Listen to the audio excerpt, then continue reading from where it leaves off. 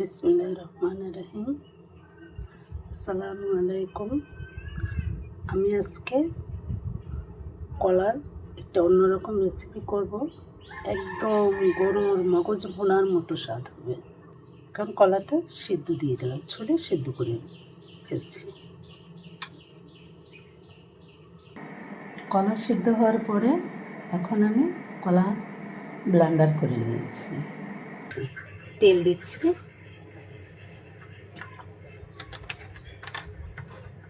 Just যেভাবে গোশ রান্না করে সব মশলা সেভাবেই দিতে হবে এই রান্নাটা। এলাচি দারুচিনি দিচ্ছি, এক সাইডে একটু জিরা দিয়ে দিচ্ছি,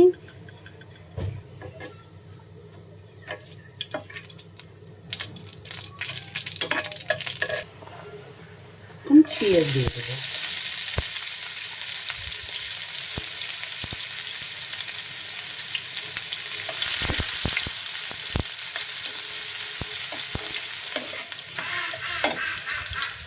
পেঁয়াজ যখন বাদামি হয়ে আসবে তখন অন্যান্য মশলাগুলো দেব।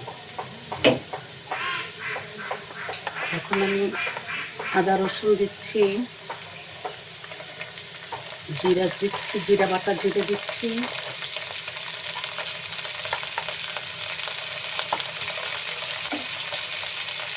বাটা পেঁয়াজ দিচ্ছি,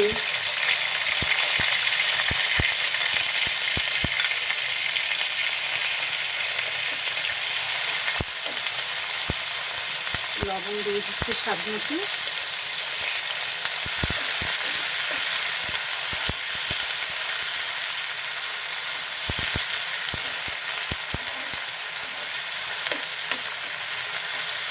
হালকা হলুদ দিতে হবে।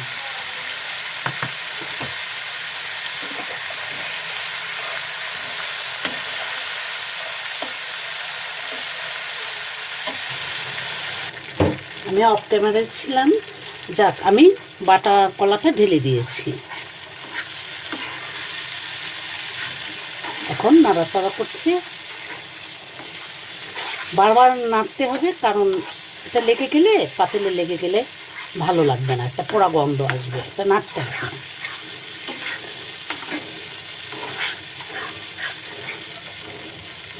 এখন কটা কাঁচামরিচ দিয়ে দিলাম, ওঠানোর কিছু আগে আগে আবার একটু দেব, কারণ ওঠানোর আগে দিলে কাঁচামরিচের কালারটা খুব সুন্দর থাকে।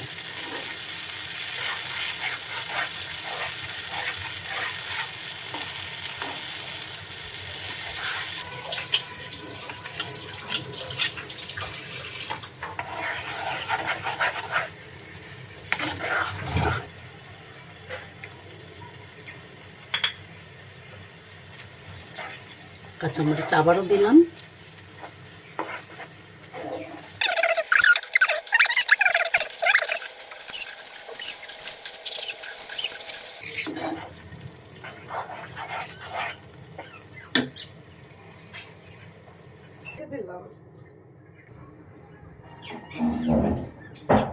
আমি এলাচি দারুচিনি লবঙ্গ গোলমরিচ এগুলো একটু ভেজে নিচ্ছি।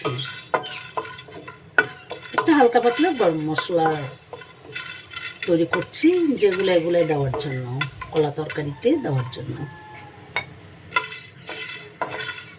এখন আমি জিরা দিয়ে দিচ্ছি, জিরা আগে দিলে পুড়ে যাবে, যার কারণে ওটাকে ভেজে এখন আমি এটা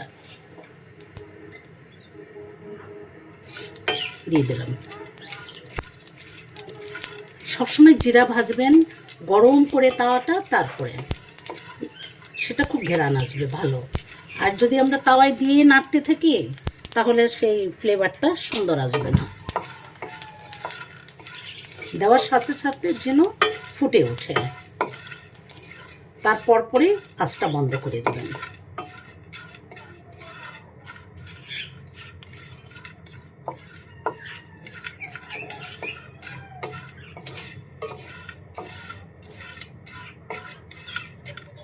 হয়ে গেল আমার।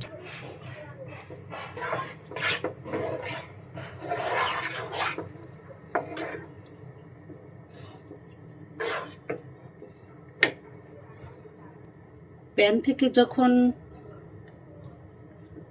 তরকারিটা ছেড়ে আসবে তখনই মনে করবেন যে এটা আলহামদুলিল্লাহ হয়ে গেছে। আর এই যে তেল ছেড়ে দিয়েছে, এখন আমি গরম মশলা দিয়ে তুলে ফেলব।